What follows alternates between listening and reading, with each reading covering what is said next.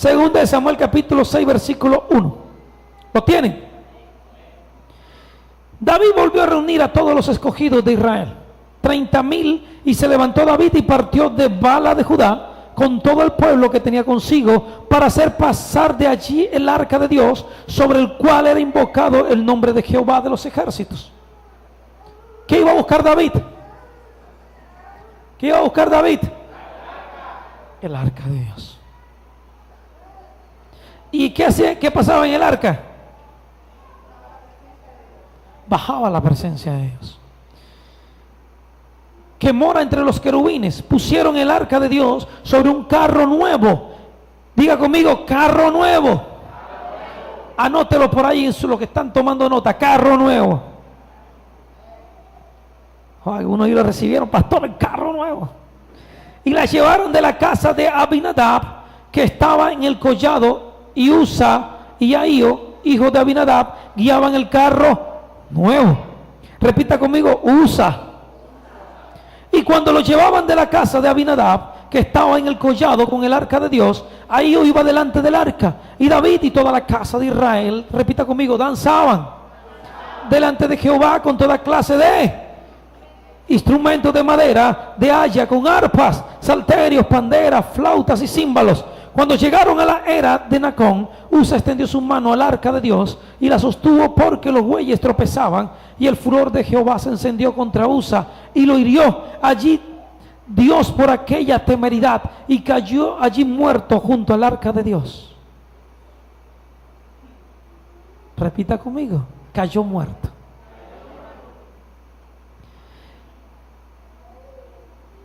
Y se entristeció David por haber herido a Jehová Usa, y fue llamado a aquel lugar Pérez Usa hasta hoy. Y temiendo David a Jehová aquel día, dijo: ¿cómo ha de venir a mí el arca de Jehová? De modo que David no quiso traer para sí el arca de Jehová a la ciudad de David, y la hizo llevar David a la casa de, repita conmigo, Obed Edom. Y estuvo el arca de Jehová en casa de Obed Edom, geteó 3 meses, repita conmigo, 3 meses.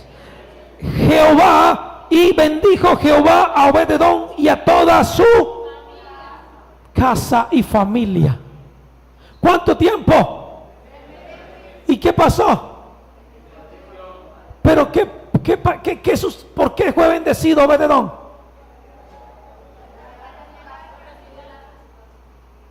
Por recibirla, no por llevarla. Todo el mundo estaba miedoso, hasta el rey dijo: no, esto no lo toco más. Y Obed Edom dijo: yo la llevo a mi casa. Repita conmigo, yo me la llevo a mi casa hoy. Tristemente no voy a poder finalizar el mensaje, pero le voy a dar los puntos más claves. Y de hecho los voy a dejar en una administración con el grupo de alabanza que sé que ustedes van a recibir hoy. Amén. Lo primero que usted tiene que entender, Aldo, ponme la primera imagen del arca, porfa, la que tiene los 2 palos y un querubín, unos querubines, unos ángeles. Lo voy a ambientar en la historia. Cuando el pueblo de Israel sale de Egipto, dice la escritura que cuando el pueblo de Israel salió de Egipto, inmediatamente el Señor le da una dirección o unas instrucciones claras a Moisés. El pueblo decía: Señor, tu presencia, ¿qué va a pasar? O sea, es imposible estar en tu presencia, porque la presencia de Dios descendía cada cierto tiempo sobre el monte Sinaí, y el único que podía estar ante la presencia era Moisés. Y el pueblo quería tener un lugar específico donde el arca habitara. ¿Y qué sucedió? Vino el Señor, le dio a Moisés el diseño de cómo elaborar el arca, le llamado el arca, donde iba a depositar su presencia. En el arca, adentro, eso es una caja, hay 3 cosas. Están las tablas de la ley, y digo está porque todavía está, la vara de Aarón y un fragmento o una pieza del maná que caía del cielo. Dice la escritura que en los postreros tiempos el arca aparecerá, y al ser destapada tendrá todo eso, la vara reverdecida y el maná intacto. Así dice la escritura que eso sucederá. Entonces, esto es una caja, pero este diseño es interesante. tiene 2 querubines protegiendo la caja. Los querubines son un tipo de ángeles que tienen 4 alas y los cuales son los llamados protectores o guardianes o guerreros. Ellos tienen una espada de fuego en la mano y son los que en la escritura dice que es lo que protegen algo, que el Señor manda siempre a proteger algo, es un querubín. ¿Se acuerdan el Edén cuando Adán y Eva son sacados? El Señor pone un querubín para proteger, para que nadie entre al Edén y pueda comer del árbol de la vida. Básicamente esta es la historia. El pueblo de Israel, Moisés hizo el arca y el pueblo de Israel le hizo una tienda. Muéstrame la tercera imagen que te llegó en el WhatsApp. No, Saga, sigue pasando o devuélvete. No, la otra. Esa. Moisés elaboró algo así, que se le llamó el tabernáculo de Moisés, donde el arca estaba en aquella carpa y aquí afuera había un altar de fuego donde se sacrificaban los holocaustos, donde se sacrificaba el becerro, los bueyes, las palomas y todo este animal que se sacrificaba y se quemaba ahí en ese lugar. En ese lugar y en la carpa estaba el arca. Solamente podía entrar el sumo sacerdote, que era del linaje de Aarón. Era el sumo sacerdote con un vestido claro o algo específico. Era la única forma de entrar. Y nada más era el sumo sacerdote. Si el sumo sacerdote estaba en pecado y entraba a ese lugar, Pailander, como dicen por ahí, moría automáticamente y nadie podía entrar a sacarlo.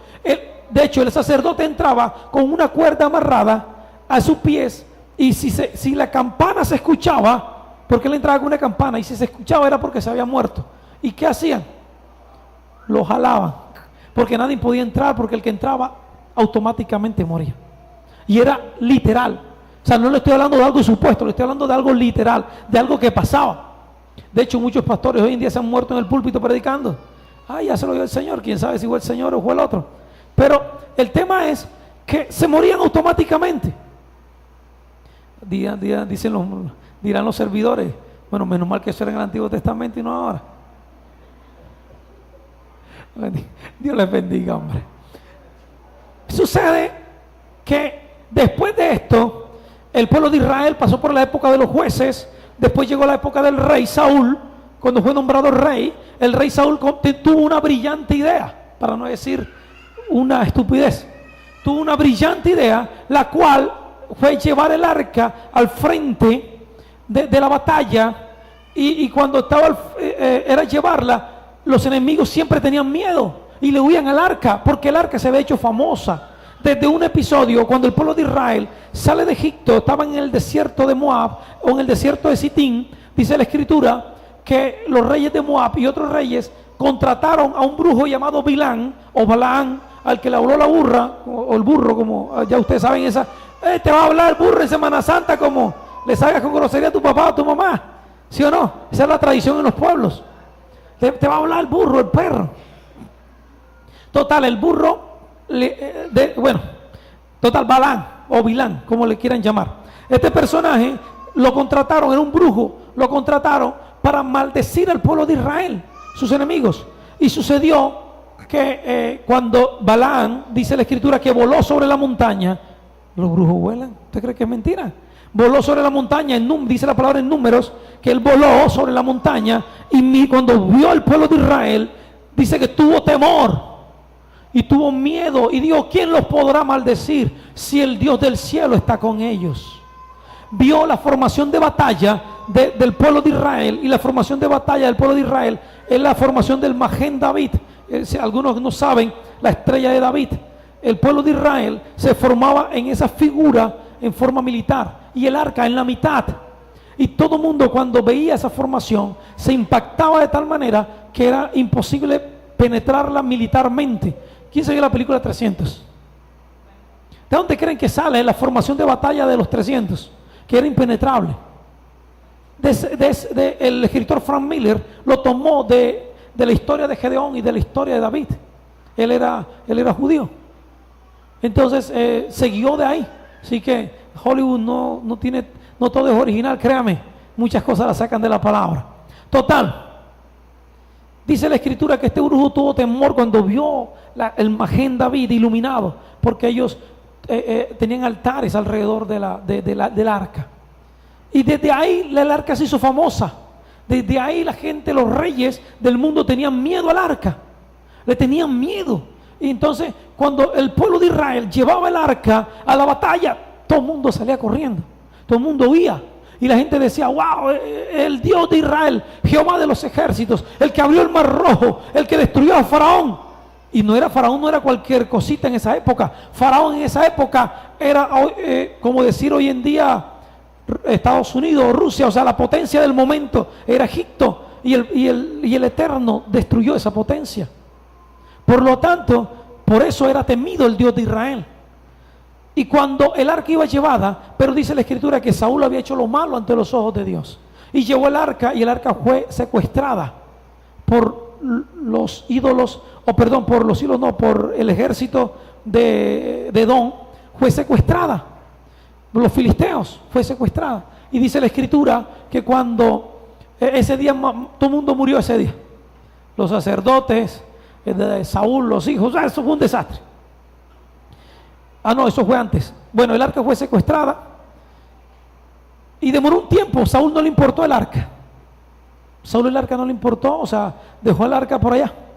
Pero cuando David se sube al reinado de Israel, lo primero que dice es: recuperaré el arca. ¿Cuántos están aquí en esta mañana que se sienten que han olvidado el arca en su casa? El Señor les dice hoy: tienen que ir a recuperar el arca. David dijo: recuperaré el arca. Y David hizo todo nuevo, hizo un carro nuevo. El pueblo se puso su mejor pinta para buscar el arca. Y vino David, todos los músicos, los instrumentos, tocándose a recoger el arca. Porque en una batalla, dice la escritura, los filisteos, como el arca del pacto, ellos la tenían en su poder. El arca del pacto empezó a ponerle enfermedad a los filisteos, tumores, cánceres, una cantidad de cosas, y se empezaron a morir. El arca del pacto los empezó a matar. Para aquellos que dicen que Dios es amor, solamente amor, Dios es amor, pero también es fuego. Así que Dios no te haya haciendo algo que no tienes que hacer. Total, le puso cánceres, tumores y cosas a los filisteos. Y los filisteos dijeron: no, tenemos que deshacernos del arca, mandémosla para Israel. Montaron unos bueyes, la pusieron en una carreta y la mandaron. No la querían en el pueblo filisteo. La mandaron, y dice la escritura que el arca llegó a la casa de Abinadab. Y cuando David se monta al reinado, David dice: la voy a buscar. Y la fueron a buscar a casa a Abinadab. La colocaron en el carruaje nuevo. Diga conmigo: carro nuevo. La colocaron en todo esto, y la gente contenta, alegre. Y dice la escritura que el carro tropezó. Y dice que la persona que lo iba a tocar, la persona que lo tocó, el arca inmediatamente lo mató. La presencia de Dios lo mata. David se entristece. David dice: no, yo no vuelvo a buscar el arca, vamos a mandarla para algún lado. Nadie quería hacerse cargo del arca.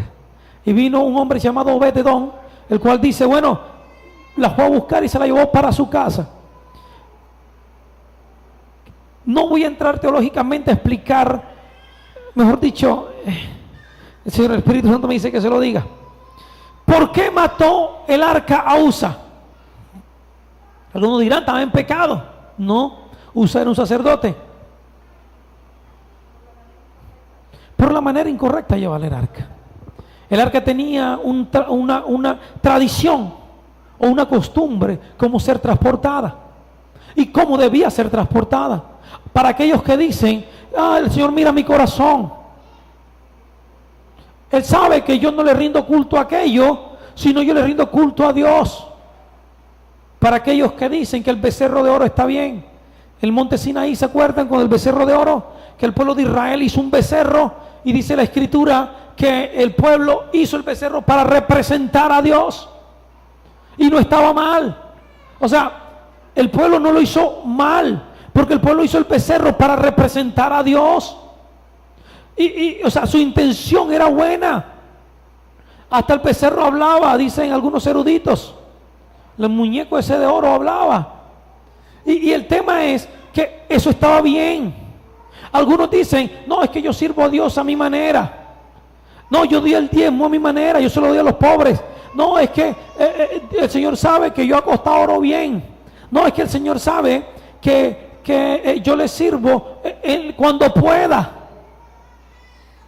Muchos nos excusamos y creemos que a nuestra manera Dios se amolda a nosotros. No, es que el Señor me entiende. Pero ¿qué pasó cuando Moisés baja y ve el becerro que representaba a Dios? Se airó y reventó las tablas de la ley, y ese día murieron 3,000. 3,000 murieron. Si a Dios lo representara el becerro, no hubiese pasado nada. ¿Qué te estoy diciendo? Si lo que usted hace, que usted se excuse en decir, no, es que Dios me entiende. Algunos pecan y dicen, es que Dios me entiende que soy débil. No, Dios no te entiende. Dios es santo. El arca tenía una manera de ser transportada y David no la había usado. David había comprado un carro nuevo. Había hecho un carro nuevo para transportarla. ¿Y qué de malo tenía eso? Pero no era la manera, porque la Escritura dice que el Señor había dado la instrucción clara cómo transportar el arca. Y era en un carruaje que tenían que elaborar los levitas. No el que levita la oración y el que levita el ayuno y el que levita la lectura, no, sino el sacerdote. Porque algunos levitan. Pasó, yo quiero ser un levita. Sí, mío, usted le levita la oración y usted levita a la lectura. Pero total, vino y tenía que ser arreado por bueyes, pero que eran llevados por los levitas. David no sabía eso. Y por eso murió la persona que tocó el arca. ¿Qué le estoy diciendo? No es nuestra intención, no es como nosotros queramos servir a Dios. No es como nosotros queramos ser santos para Dios. Es como Él lo ha determinado en su instrucción, en su palabra. Discúlpame si hoy te daño tu teología o te daño tu complacencia al pecado, pero no es como tú quieras amar a Dios, es como Él dijo que lo amaras. No es como Él dijo que tú ibas a seguir a Dios, es como Él dijo que lo siguieras. Es como Él dio la instrucción específica de cómo servirle. Amén. Vino el profeta, visita a David y le dice cómo era la manera correcta de llevar el arca. Pero entremos, para dejarles por lo menos por nada más tengo 10 minutos, una persona, Obed-Edom. ¿Quién era Obed-Edom? ¿Por qué fue prosperado? Y nosotros no. Si la palabra Obed-Edom en el hebreo quiere decir servidor de Edom, o servidor del dios de Cron, o servidor del dios de Edom. Era un idólatra. Me imagino que tenía en su casa, porque los edomitas acostumbraban a tener más de 10 ídolos, más de 10 dioses. Y me imagino que tenía los 10 muñecos ahí, los 10 ídolos. Y también me imagino que habrá puesto el arca en algún lugar. Me imagino, dice la historia, que Obed-Edom estaba en la ruina. Las vacas estaban más flacas que... ¿Qué sería, hombre? ¿Ustedes han visto un muñeco de spray de antes, que Fidodido, algo así? Era más flaco que ese muñeco. O sea, las vacas estaban... Los tomates ni crecían. A las plantas de tomate ni le salían hojas. O sea, todo estaba... Los hijos estaban flacos. La ropa no le quedaba. Y dice la Escritura que Obed-Edom lleva el arca a su casa. Me imagino que la esposa dijo, bueno, un ídolo más. O algo adicional. Bueno, uno más. Bueno, ahí miramos qué hacemos. Pero dice la Escritura que todo de Obed-Edom, todo empezó a prosperar. Me imagino que al mes siguiente la vaca empezó a engordar. Los hijos se engordaron, ya no le quedaba la ropa, no porque fuera grande, sino le quedaba apretada. Me imagino que abundaba el arroz, la carne y todo el tema. O sea, prosperó, dice la Escritura, que en todo. ¿En cuántos meses? 3 meses. Prosperó en todo. Dice la Escritura que cuando David escuchó la noticia que Obed-Edom prosperaba en todo, decide buscar el arca. Pero cuando David llega a buscar el arca, ya el profeta lo había visitado y le había dicho la manera correcta de transportar el arca. Y la manera en que él debía ir vestido para transportar el arca. Eso lo vamos a leer ahora. El tema es que cuando David, dice la escritura, buscó el arca, la familia de Obed-edom, al ver que se llevaban el arca, ¿sabes qué dijeron? Dejaron la casa, dejaron la vaca, dejaron todo lo que tenían por irse detrás del arca, detrás de la presencia. Cuando el Espíritu Santo te visita, ¿te vas detrás de él? ¿O quieres que él te siga a ti? ¿O tú le sigues a él? Reflexiona esto. ¿Quién sigue a quién? ¿Quién sigue a quién? Él te sigue a ti persiguiéndote a ver si te alcanza. O tú le persigues a él. O tú le sigues a él. ¿Sabes qué me dice el Espíritu Santo? Que muchos deben empezar a seguirle a él. Y no él seguirte a ti. No él buscando la forma de hablarte. Hey, levántate a orar. O él colocándote en la madrugada dolores de estómago. O dolores de cabeza en la madrugada. O un ruido que te despierte. Ay, esa es una bruja, reprendo toda bruja. ¿Qué te va a despertar una bruja en la madrugada? ¿Para qué? ¿Para que te levantes ahora? La bruja no te va a despertar en la madrugada. Te va a despertar el Señor para que ores. Una vez me tocaba en la ventana. Hace como 2 años. Taqui. Toquen y toquen. Y yo decía, bendita bruja, esa no me deja dormir. Ahora reprendo toda bruja. Así fueron como una semana. En el patio no va nada. En el patio una cosita chiquitica. Señor, y entonces, ese día el Señor me dijo, cabezón, quiero que ores, quiero que hables conmigo, te estoy llamando la atención hace una semana. Entendí que no era ninguna bruja, era él. ¿A cuántos ese Señor está persiguiendo? ¿A cuántos se levantan con retorcijón? Ay, es el Señor que te está llamando, que ores. Otros de pronto que tienen hijos, el niño se despierta y te despierta. Y ay, se pega la cabeza, se va a despertar ahora. No, de pronto es el Espíritu Santo que te está llamando a que ores. ¿Qué crees que va a venir? El fuego así del cielo, así, con una paloma, se va a posar en tu cama y te va a decir, levántate. No, te va a poner un dolor de cabeza, un dolor de estómago o insomnio. Si no puedes dormir, ponte ahora entonces, que ahí inmediatamente vendrá el diablo con un espíritu de sueño. ¡Pra! Si a ti se te ha olvidado algo, ponte ahora para que veas que te acuerdas de todo. ¿Te acuerdas de todo? ¿Te acuerdas de todo, mijo? Apenas que te arrodillas ahora, inmediatamente viene el diablo y te pone todo lo que tienes que hacer. Fíjate, se me ha olvidado que tenía que hacer esto. Pero cuando estabas viendo televisión no te acordabas que tenías que hacer eso. Si quieres recordar algo, ponte ahora para que veas. Inmediatamente el diablo te lo pone. Así que, ¿qué sucedió? Obed-edom y la familia, dice la Escritura, que dijo, me voy detrás del arca. Hoy el Señor le está diciendo, iglesia, vete detrás del arca, vete detrás del arca, vete detrás del arca. Dice la Escritura que durante 4 generaciones, y de hecho hasta el día de hoy, la familia de Obed-edom ha servido en el templo. Lo puedes buscar en la Escritura. Nos vemos allá en Crónicas, incluso cuando el templo fue restaurado después de la invasión asiria, después de la invasión babilónica. Cuando el templo es restaurado, encontramos a la familia de Obed-edom sirviendo en el templo, porque no se despegaron de la presencia del Señor. Hoy te invito a que seas como Obed-edom. Hoy te invito a que seas como esa persona que decidió dejarlo todo por seguir el arca, por seguir la presencia. Pasa algo un momento. Todo esto evolucionó y pasó. Dale, sigue. Para llegar a convertirse en esto, un templo. Ustedes saben, evaluado hoy en dinero, estamos hablando de más de 200.000 millones de dólares. Costaría la construcción del templo que hizo Salomón. De hecho, algunas cosas no se utilizarían porque ya no están, ya no existen. El cimiento era de oro. Salomón prosperó más que cualquier rey de la tierra. Dice la Escritura, en los tiempos de Salomón la plata no costaba, la plata no tenía valor. Pero me voy, pero te dejo con esto. Quiero que los chicos de la alabanza vayan pasando por acá. Me voy, pero te voy a dejar con esto. Escucha, mi iglesia, con lo que te voy a dejar hoy. Dice la Escritura que David se colocó un efod de lino. Dice que se colocó, la segunda vez que fue a buscar el arca, se colocó un efod de lino. Escúchame, aquí no te distraigas. Escúchame esto. El efod de lino simboliza una vestidura de santidad. Simboliza una vestidura de integridad.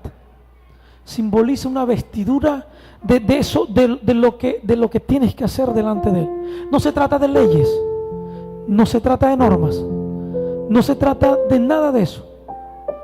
¿Sabe de qué se trata? De integridad, de hacer lo correcto cuando nadie te está mirando. El tema es hacer lo bueno cuando nadie te mira. Hoy en día la gente con los teléfonos, cuando están mirando algo en un computador, miran a la derecha, miran a la izquierda, miran atrás para ver si lo ven, pero no miran arriba. Pero no miran que alguien te está mirando, que alguien te está viendo. Yo hoy te invito que persigas el arca. Tú quieres sanarte de la ruina, de enfermedades, de temas financieros, temas familiares. Lleva el arca a tu casa hoy.